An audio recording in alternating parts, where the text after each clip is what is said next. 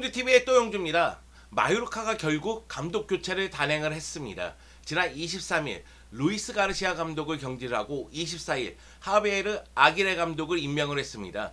굉장히 발빠르게 움직였죠. 그만큼 마요르카의 상황이 좋지 않다는 얘기인데요. 마요르카 감독이 바뀌었으니까 이강인의 입지도 달라질까요? 오늘은 그 이야기를 해볼까 합니다. 그러면 함께 가시죠. 고고고! 마요르카는 지난 주말 라리가 29라운드 에스파뇰 원정 경기를 치렀습니다. 이 경기에서 라울 데 토마스에게 전반 42분에 결승골을 허용하면서 0대1로 패배를 했죠. 이 경기는 좀 아쉬운 부분이 이강인 선수가 10경기 만에 선발 출전한 경기였어요. 그래서 이강인 선수가 전반전에는 왼쪽 측면에서, 후반전에는 오른쪽 측면에서 나름대로 날카로운 모습도 보여줬고 볼이 없을 때 활발한 움직임도 보여주긴 했습니다.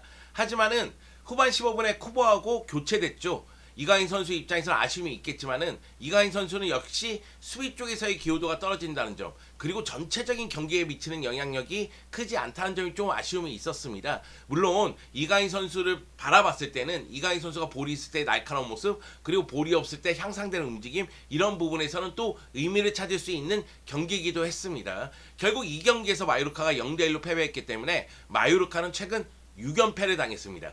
6연패를 당하면서 라리가 15위에서 18위로 순위가 떨어졌고요. 그러면서 강등권에 위치하고 있습니다. 자, 강등권에 위치하니까 마요르카 입장에서는 감독 교체를 빠르게 단행을 했죠. 왜 지금 시점이냐? A매치 기간 동안 감독 교체를 단행하면서 새로운 감독 밑에서 훈련할 수 있는 시간을 번다는 계산도 있었을 거예요. 그리고 지금 6연패라고 말씀을 드렸지만은 리그를 12경기로 범위를 넓히면 최근 12경기에서 2승 10패입니다. 그 정도로 패배가 많습니다. 이건 돌릴 수가 없다. 터닝 포인트를 어떻게 해서든 마련해야 된다. 그래서 감독 교체를 단행한 것으로 보입니다. 여기다가 사실 지금 위기긴 하지만은 아직까지 희망이 없는 건 아닙니다. 15위 헤타페하고 승점 3점 차, 16위 그라나다하고 승점 2점 차, 17위 카디스하고는 승점 1점 차니까 지금 빨리 팀을 추스린다면, 분위기를 바꾼다면 언제든지 위로 올라갈 수가 있다. 이런 계산이 있었겠죠. 그러다 보니까 감독 교체를 단행했는데,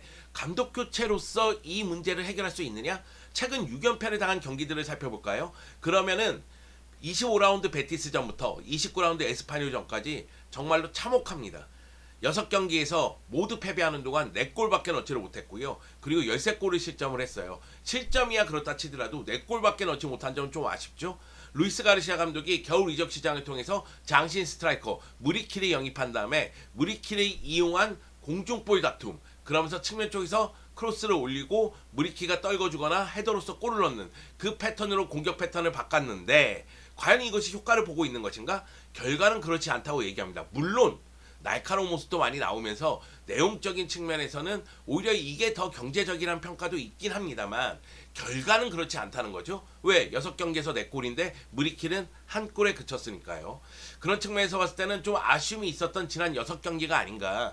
여기다 이강인 선수 같은 경우에는 매 경기 출전을 하긴 했습니다. 하지만은 주로 교체 출전을 많이 했죠. 일단 쿠보하고 이강인을 동시에 쓰지 않는 모습이 루이스 가르시아 감독은 계속해서 보여줬었는데요. 쿠보가 선발로 뛸 때에는 이강인이 교체 출전하고 이강인이 선발로 뛸 때에는 쿠보가 교체 출전하는 모습이 있었습니다. 이거는 두 선수 모두 수비 쪽에 문제가 있기 때문에 두 선수를 동시에 출전시켰을 경우에는 수비 쪽에 문제가 발생할 수가 있다. 그러니까 공수 밸런스를 생각했을 때에는 둘 중에 한 명만 선발로 쓰고 한 명은 교체로 쓰는 게 맞다. 이렇게 루이스 가르시아 감독은 생각을 했던 것 같습니다. 자, 루이스 가르시아 감독이 결국 떠나가게 되면서 마요르카의 팬들이라든가 마요르카의 선수들이 약간 동요하는 것 같아요. 그만큼 루이스 가르시아 감독이 마요르카에서 보여준 게 정말 많거든요. 사실 마요르카가 지금 이 순간 라리가에서 뛰고 있는 것도 루이스 가르시아 감독의 지도력이 있었기 때문입니다. 루이스 가르시아 감독이 2020년 8월에 비센테 모레노 감독 다음으로 마요르카 지휘봉 잡고 나서 지난 시즌 세곤다리가 2위를 기록했기 때문에 승격할 수가 있었고요. 그리고 올 시즌 초반 모습 보더라도 초반 3경기에서 패배가 없었잖아요. 그 정도로 분위기가 좋았었거든요. 하지만은 다시 한번 말씀드립니다. 최근 리그 12경기에서 2승 10패입니다. 그렇기 때문에 감독 교체를 피할 수는 없었다. 이런 생각이 좀 듭니다. 루이스 가르시아 감독이 기자회견에서 눈물을 흘리더라고요. 기자회견에서 구단의 모든 분께 정말 감사하다. 그리고 함께 좋은 일들이 많았었다. 구단의 결정이기 때문에 따른다. 이런 이야기를 했고요. 마요르카에게 행운이 함께하기를 바란다고 얘기를 했고 마요르카의 목표 잔류죠. 네, 목표는 실현 가능하다고 이야기를 했습니다. 그러면서 마요르카가 부르면 언제든지 다시 오겠다. 마요르카에 대한 애정이 좀 느껴지는 마지막 멘트들을 날리고 떠나갔습니다. 네, 좀 안타깝죠. 마요르카를 승격시켰고 마요르카에서 큰 꿈을 갖고 지도자 생활을 이어가고 있었는데 결국은 경질됐으니까요. 승부의 세계는 냉혹하고 축구는 더욱더 냉혹합니다. 자, 그럼 다음 감독 얘기를 해볼까요? 하베르 아기레 감독이 왔습니다. 아기레 감독 모두가 알고 있는 감독이죠. 멕시코 출신의 명장입니다. 많은 분들은 일본 대표팀 감독 아니었어? 뭐 이렇게 생각하실 텐데 맞습니다. 네, 대표팀도 멕시코 대표팀, 일본 대표팀, 이집트 대표팀을 지휘한 경험이 있습니다. 하지만 우리는 라리가 얘기하고 있잖아요. 그럼 라리가 클럽 경험이 얼마나 되는지 좀 볼까요? 선수 시절에도 오사수나에서 미드필더로 뛴 경험이 있는데 감독으로서 2002년부터 2006년까지 오사수나를 지휘한 경험이 있습니다. 이때 아기레 감독이 돌풍을 일으켰어요. 2004-2005 시즌 코파델레이 결승전까지 갔고요. 그리고 2005-2006 시즌 라리가 4위를 기록했습니다. 많은 분들이 기억하실지 모르겠지만 현재 빌바오에서 뛰고 있는 라울 가르시아가 이 당시에 아기레 감독의 에이스였어요. 그래서 최전방 스트라이커 밑에서 안쪽으로 침투해 들어가면서 골을 굉장히 많이 넣었고 오사수나의 에이스 같은 모습을 보여줬죠. 그리고 아기레 감독이 아틀레티코 마드리드로 이적하게 됩니다. 네, 그만큼 오사수나에서 보여준 모습이 인상적이었다는 거죠. 그리고 나서 아틀레티코 마드리드에서도 성공 가도를 달립니다. 2007-2008 시즌 아틀레티코 마드리드에게 라리가 4위를 선사하거든요. 라리가 4위가 뭐 이렇게 생각하시는 분들 많을 텐데 지금의 아틀레티코 마드리드 입지와 그 당시의 입지는 다릅니다. 왜냐면은 2000년대 초반에 강등됐다 올라왔기 때문에 그때는 중하위권 클럽으로 봐야 되나? 중위권 클럽으로 봐야 되는 게 맞아요. 그런데 아기레 감독이 와서 상위권 클럽으로 끌어올렸으니까 아기레 감독은 아틀레티코 마드리드에서도 나름대로 성공가도로 달렸다. 이렇게 볼 수가 있는데 2010년에 사라우사 지휘봉 잡으면서부터 흔들리기 시작했어요. 그러니까 사라우사가 강등권으로 추락하면서 경질되는 아픔을 겪었고 2012년도에 에스파뇰 지휘봉을 잡았는데 이때 잔류에 능하다는 모습을 보여줍니다. 왜냐면은 2012-13 시즌 에스파뇰 지휘봉 잡을 때 에스파뇰이 20위였어요. 근데 결국 잔류시키는데 성공을 하거든요.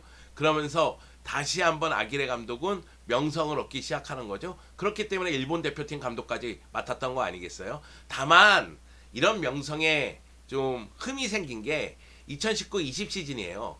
레가네스 지휘봉을 잡았는데 레가네스가 승점 1점 차로 결국은 강등을 당합니다. 레가네스의 강등을 막지 못했거든요. 그러면서 라리가 클럽하고 인연이 끊어졌었는데 이번에 마요르카가 너무나 위기에 처하게 되니까 결국은 아기레 감독에게 도움을 요청하게 됐고 아기레 감독은 다시 한번 라리가에 도전하게 된 거죠. 아기레 감독이 워낙에 라리가에서 경험과 노하우가 있는 감독이기 때문에 그 점을 높게 사서 마요르카는 아마도 아기레 감독에게 제안을 했던 것으로 보이고 아기레 감독도 오케이 하고 사인을 낸 겁니다. 근데 아기레 감독과 마요르카의 계약 내용을 보면은 아기레 감독과 마요르카의 목표는 잔류라는 사실을 쉽게 알 수가 있습니다. 아기레 감독이 이번 시즌 잔여 기간 동안 마요르카를 이끌게 되고요. 만약 잔류에 성공할 경우 한 시즌을 더 이끌게 됩니다. 그 얘기는 뭐냐면 마요르카 입장에서는 잔류시켜줘. 그럼 계약 연장이야. 이런 얘기 아니겠어요? 결국 아기레 감독도 마요르카도 같은 곳 잔류를 향해서 뛸 것으로 보입니다. 아기레 감독은 자신의 코치진을 구성을 한 상태에서 라리가에 다시 한번 도전을 하는데 이번에는 성공할 수 있을지 많은 팬들의 관심이 집중되고 있죠. 아기레 감독에게 기자들이 물어봤어요. 왜 마요르카를 선택했느냐? 그러니까 아기레 감독이 여러 가지 얘기를 했습니다. 클럽이 내 관심을 끌었다. 그러니까 마요르카 클럽은 역사가 있는 클럽이다. 이런 이야기를 했고요. 그리고 클럽, 라이프 스타일, 스쿼드에도 매료가 됐다. 특히 스쿼드는 매우 강조를 했습니다. 스쿼드는 높은 수준을 보유하고 있다는 이야기를 했어요. 그리고 라리가에 다시 한번 돌아오고 싶었다. 그러면서 라리가 칭찬을 굉장히 많이 했죠. 결국 이런 얘기를 하더라고요. 내가 마요르카를 선택하는데 정확히 4분 33초 걸렸다. 5분도 걸리지 않았다. 제안이 왔을 때 바로 결정했다. 이런 이야기를 했고요. 마요르카에게는 9경기가 남아있다. 그리고 우리에게 9개의 결승전이 남아있다. 이런 이야기를 했습니다. 이제 매 경기 결승전이라고 생각하고 경기를 치를 것이고 잔류하기 위해서 최선을 다할 거라고 얘기를 했습니다. 자, 아기레 감독이 왔기 때문에 이강인 선수의 입지는 어떻게 달라질까요? 먼저 이강인 선수 올 시즌 기록을 좀 볼까요? 이강인 선수가 올 시즌 라리가 23경기에서 한 골 2개의 도움을 기록했습니다. 공격 포인트가 적죠. 이 부분이 좀 아쉽습니다. 선발로 14경기 나왔고 교체로 9경기 나왔는데 2022년 1월이 되기 전까지는 주로 선발로 나왔어요. 근데 2022년 1월에 코로나 확진도 있었고 그리고 무리키도 영입이 됩니다. 그러면서 마요르카의 전술 자체가 이강인을 거쳐가는 공격에서 이제 무리키를 향해 쏴라. 무리키의 공중볼을 이용하자. 이런 식으로 바뀌게 되죠. 그러다 보니 결국 이제 이강인 선수가 측면 쪽에서 많이 뛰게 되는데 측면에는 다니 로드리게스하고 쿠보가 있으니 교체로 나오는 상황이 발생을 하게 되는 겁니다. 그래서 에스파뇰전에서 10경기 만에 선발로 출전했다는 이야기를 드렸던 것이고요. 다만 이강인 선수의 올 시즌 전체적으로 봤을 때는 여전히 팀의 중요한 선수다. 왜냐하면은 이강인 선수가 마요르카로 이적한 다음에 결장한 경기는 3경기 정도밖에 안 돼요. 세비야전 징계로 못 나왔고 레반테전은 코로나로 못 나왔고 카디스전은 벤치에 머물렀거든요.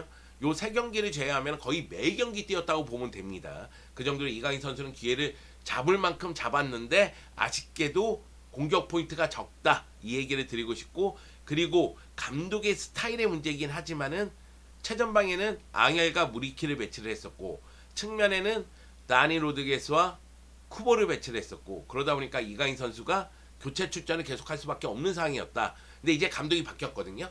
네, 아기레 감독 같은 경우에는 오사수나에서는 4-4-2 또는 4-2-3-1, 아틀레티코 마드리드에서는 4-4-2, 에스파뇰에서도 4-4-2.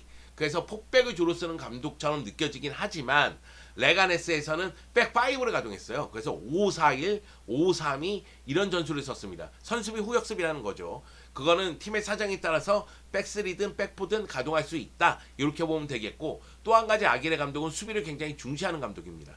그렇기 때문에 백4든 백3든 수비형 미드필더는 2명을 둘 가능성이 있다. 그만큼 수비 쪽에 먼저 안정감을 추구한 다음에 공격적으로 빠르게 전환하고자 노력할 것이다. 특히 측면 공격수는 발빠른 공격수를 선호합니다. 그런 측면에서 봤을 때 이강인 선수는 측면 쪽에서 기회를 잡기가 쉽지만은 않을 것이다. 또한 중앙 쪽도 마찬가지다. 왜냐하면 중앙 쪽에서는 수비력이 뛰어난 선수를 배치하는 경우가 있으니까 그 측면은 빠른 선수를 배치할 테니 그럼 이강인 선수가 경쟁해야 되는 부분은 최전방 스트라이커 밑에라든가 결국 최전방이다. 이런 이야기가 되는데 최전방에는 무리키하고 앙헬 로드리게스가 있잖아요. 이강인 선수의 입지가 제가 보기에는 루이스 가르시아 감독 시절과 크게 다르지 않을 가능성이 있다. 선발보다는 교체로 출전을 좀 더 많이 하지 않을까 이런 생각은 듭니다. 다만 아기레 감독이 지봉 잡고 초반에 이강인 선수가 어떤 모습을 보여주느냐가 매우 중요하다. 이강인 선수가 공격 포인트를 기록을 한다면은 이강인에게 선발로 출전할 수 있는 기회는 충분히 갈 것이다. 저는 그런 생각이 들거든요. 아기레 감독이 생각하는 스쿼드의 품질 거기에는 뭐 무리키라는 장신 스트라이커 그리고 스피드가 뛰어난 쿠보 그뿐만 아니라 온더볼에 강한 이강인도 포함되어 있을 가능성이 크다고 생각을 합니다. 마요르카의 남은 경기 일정 보면은 쉽지 않아요. 네, 사실상 어렵습니다. 헤타페하고의 원정 경기를 시작을 하는데 이 경기를 반드시 잡아야 돼요. 왜냐면 그 다음 경기가 아틀레티코 마드리드하고의 경기고요. 그리고 남은 경기 일정을 보면은 아틀레티코 마드리드뿐만 아니라 바르셀로나 세비야고 경기도 있습니다. 그렇기 때문에 마요르카 입장에서는 잔여 일정 자체가 그렇게 쉽지만은 않다. 이렇게 말씀드릴 수 있을 것 같아요. 그럼에도 불구하고 아기레 감독이라면 아기레 감독이 예전 같은 모습을 보여준다면 마요르카는 희망의 끈을 놓지 않고 그 목표를 실현시킬 수도 있을 것이다. 이런 기대감이 지금 생기고 있습니다. 그 가운데서 이강인이 헤타페라든가 아틀레티코 마드리드전에서 출전 기회가 왔을 때 무언가 보여준다면 그렇다면은 이강인도 한 단계 도약할 수 있는 상황이 되지 않을까. 저는 개인적으로 생각했을 때 지금의 감독 교체는 이강인에게는 기회라고 생각을 합니다. 왜냐면은 루이스 가르시아 감독 밑에서는 이제는 선발 명단보다는 교체 멤버처럼 느껴졌거든요. 근데 이런 상황이 고착되고 있을 때 감독이 바뀌었단 말이에요. 이거는 이강인 선수 스스로도 자신의 분위기를 바꿀 수 있는 기회입니다. 이 기회를 살려서 이강인 선수도 한 단계 도약할 필요성이 있다는 거죠. 그래야지만 아기레 감독에게 눈도장을 찍고 계속해서 선발로 출전할 수 있는 상황이 될 테니까요. 그런 측면에서 지금 이강인 선수의 상황이 좋은 건 아니에요. 아기레 감독의 성향도 수비 쪽에 초점을 맞출 가능성이 있기 때문에 이강인 선수에게 계속해서 선발 출전 기회를 줄 것이다. 이렇게 얘기하기는 어렵습니다. 그렇다 할지라도 감독 교체라는 이 분위기, 변화 이거에 대해서 이강인 선수가 어떻게 대처하느냐 그리고 지금부터 어떤 모습을 보여주느냐 이것이 매우 중요할 것으로 보입니다. 자, 이강인 선수 이야기할 때마다 최근에 좀 좋지 않은 소식을 많이 알려드렸는데 뭐 이번에도 좋은 소식인지 아닌지 저도 애매까리합니다. 하지만은 이강인 선수가 이것을 실력으로서 좋은 소식으로 바꿔놓는다면은 저는 또다시 이강인 소식을 갖고 돌아오겠습니다. 이강인 파이팅! 야, 이강인 좀 잘해보자! 우차!